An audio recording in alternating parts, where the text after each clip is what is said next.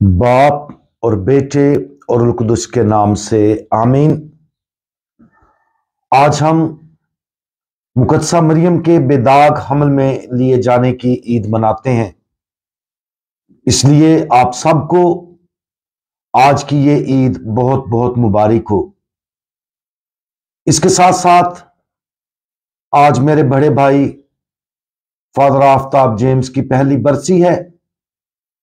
پچھلے سال 8 دسمبر کو ماں مقدسہ مریم کی عید کے موقع پر انہوں نے اپنا آسمانی سفر شروع کیا، اور آج میں آپ سب سے درخواست کرتا ہوں کہ ہمارے پورے گھرانے کے لیے اور فادر آفتاب کی روح کے لیے خداوند کی حضوری میں دعا مانگے کہ انہوں نے 28 سال ایک کاہن کے طور پر کیتھولک ڈائسیس فیصل آباد میں اپنی خدمات سر انجام دیں، کہ خداوند ان کی خدمات کے وسیلہ سے اور اپنے ممسوح ہونے کے وسیلہ سے انہیں ابدی زندگی کا آرام بخشے۔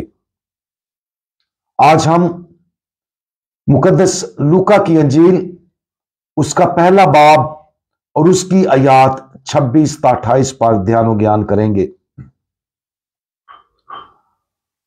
اور چھٹے مہینے جبرائیل فرشتہ خدا کی طرف سے جلیل کے ایک شہر میں بھیجا گیا جس کا نام ناصرت تھا، داؤد کے گھرانے کی ایک کنواری کے پاس، جو یوسف نامی ایک مرد سے بیاہی ہوئی تھی، اور اس کنواری کا نام مریم تھا۔ اور فرشتے نے اس کے پاس اندر آ کر کہا، سلام آئے پر فضل، خداوند تیرے ساتھ ہے، تو عورتوں میں مبارک ہے۔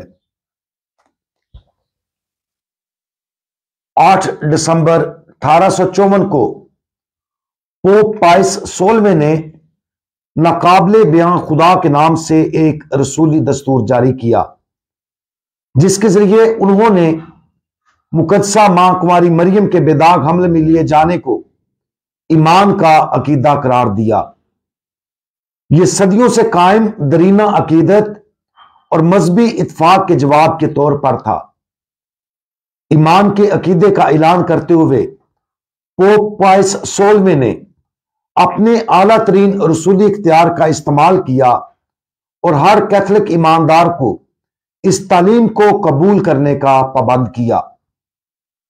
ناقابل بیان خدا کا آغاز ان الفاظ سے ہوتا ہے کہ مبارک کنواری مریم کی تخلیق ازل سے خدا کے ذہن میں تھی، وہ باپ کی واحد خوشی ہے، اور کوئی اس سے بڑی چیز کا تصور بھی نہیں کر سکتا، اور جسے خدا کے علاوہ کوئی ذہن مکمل طور پر سمجھنے میں کامیاب نہیں ہو سکتا۔ یہ بیان ہمیں بے داغ حمل میں لیے جانے پر گہرا یقین اور اس عظیم اور ناقابل فہم اسرار کا اعتراف کرنے کی طرف راغب کرتا ہے جس کا ہم آج جشن مناتے ہیں۔ صرف بہشت میں ہمارے ذہن بھی خدا کی ماں کی شخصیت میں خدا کی تخلیق کے سب سے بڑے عمل کی خوبصورتی اور گہرے اسرار کو دیکھیں اور سمجھیں گے۔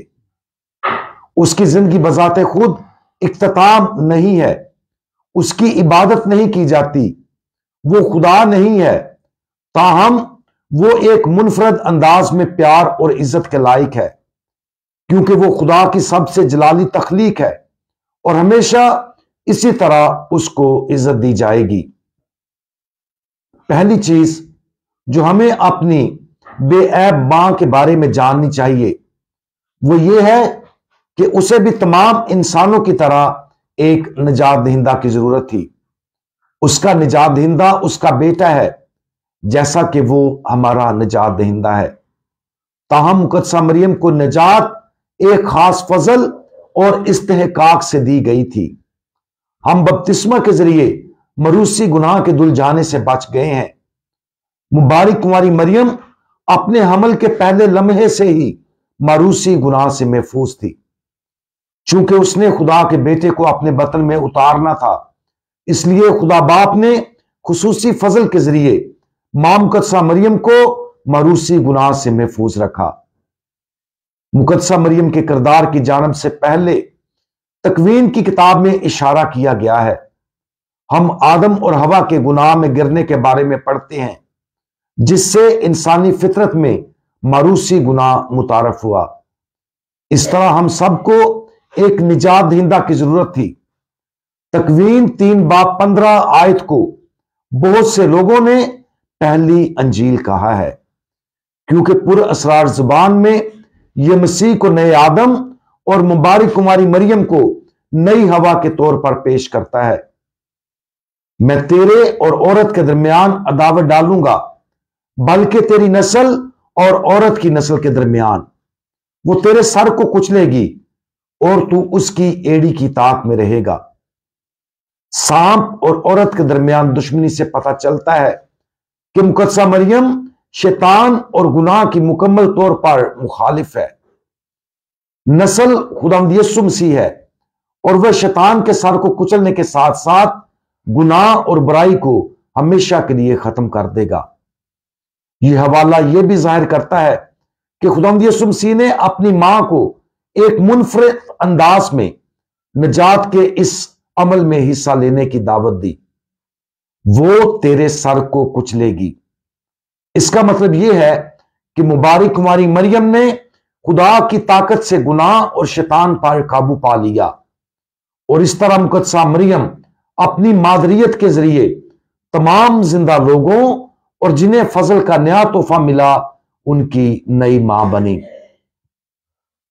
مبارک کماری مریم کو روایتی طور پر عہد کے نئے صندوق کے طور پر بھی دیکھا جاتا ہے۔ پہلا صندوق ایک مقدس برتن تھا جس میں 10 احکام، من اور ہارون کا عصا تھا۔ عہد کا صندوق خدا کی الہی موجودگی کی علامت تھا، جس تک صرف کاہن اعظم سال میں ایک بار تطہیر کی سخت رسومات کے بعد جا سکتا تھا۔ مبارک کماری مریم کو عہد کا نیا صندوق ہونے کے ناطے بہت تعظیم اور عزت دینی چاہیے، کیونکہ اس نے اپنے رحم میں خداوند یسوع مسیح کو رکھا اور اپنے بطن سے اسے جنم دیا۔ صرف عظیم کاہن اعظم اس کا بیٹا یسوع اس کے اندر آنے اور رہنے کی ہمت کر سکتا تھا۔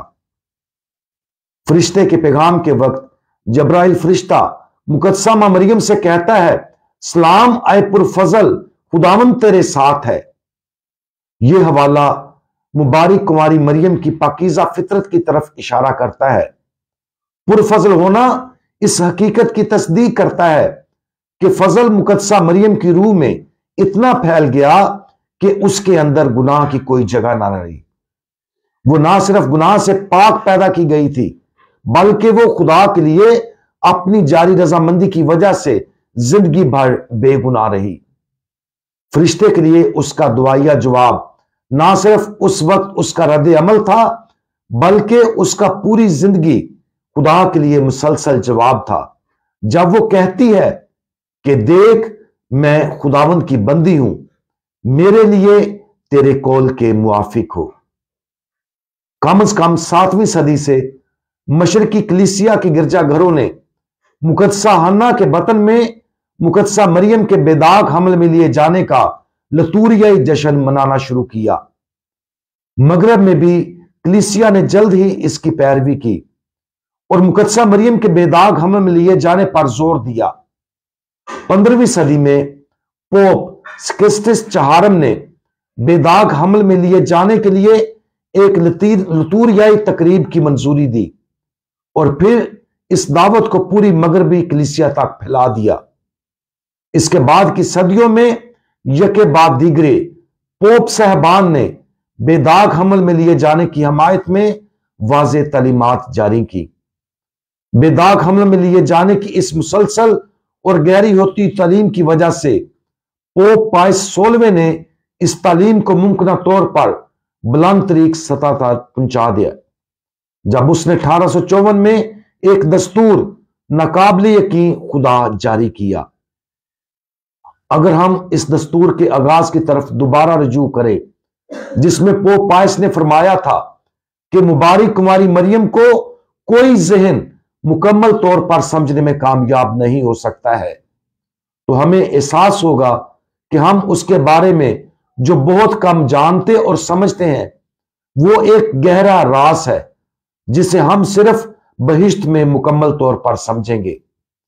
لہذا جیسا کہ ہم مقدسہ مریم کے بے داغ حمل اور بے عیب فطرت کا احترام کرتے ہیں، ہمیں اپنے اوپر ان انکشافات کو واضح کرنا چاہیے کہ وہ کون ہے۔ بے داغ حمل میں لیے جانے کا عقیدہ اختتام نہیں بلکہ آغاز تھا، کیونکہ اس اعلان کے بعد بہت سارے پوپ صاحبان نے اس کے بارے مزید گہری تعلیمات کو پیش کرنے کا سلسلہ جاری رکھا۔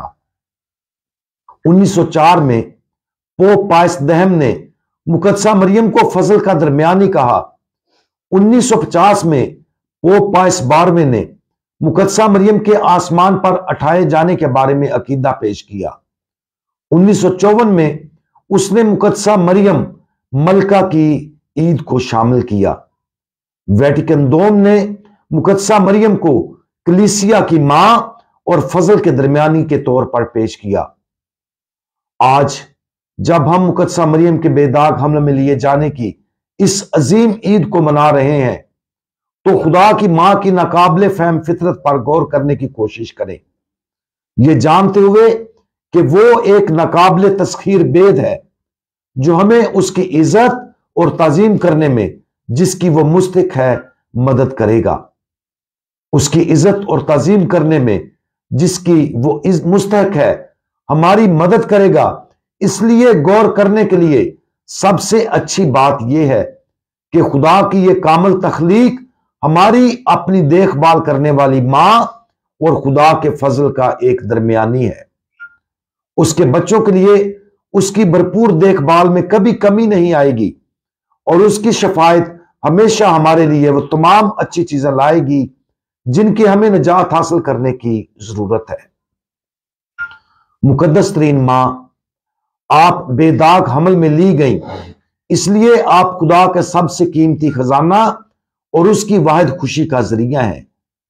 ہم اپنی زندگیاں آپ کی شفاعت اور ثالثی کے سپرد کرتے ہیں۔ ہمیں اپنے بیٹے کے پاس لے جائیں اور ہم پر اور ساری دنیا پر اس کا فضل نازل کریں۔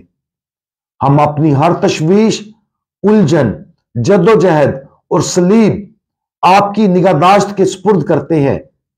ہم آسمانی امید، ایمان اور محبت کے ہر فضل کے لیے آپ کی طرف رجوع کرتے ہیں، تاکہ ہم آپ کے بیٹے جو اکیلا دنیا کا نجات دہندہ ہے کہ نقش قدم کی زیادہ مکمل طور پر پیروی کر سکیں۔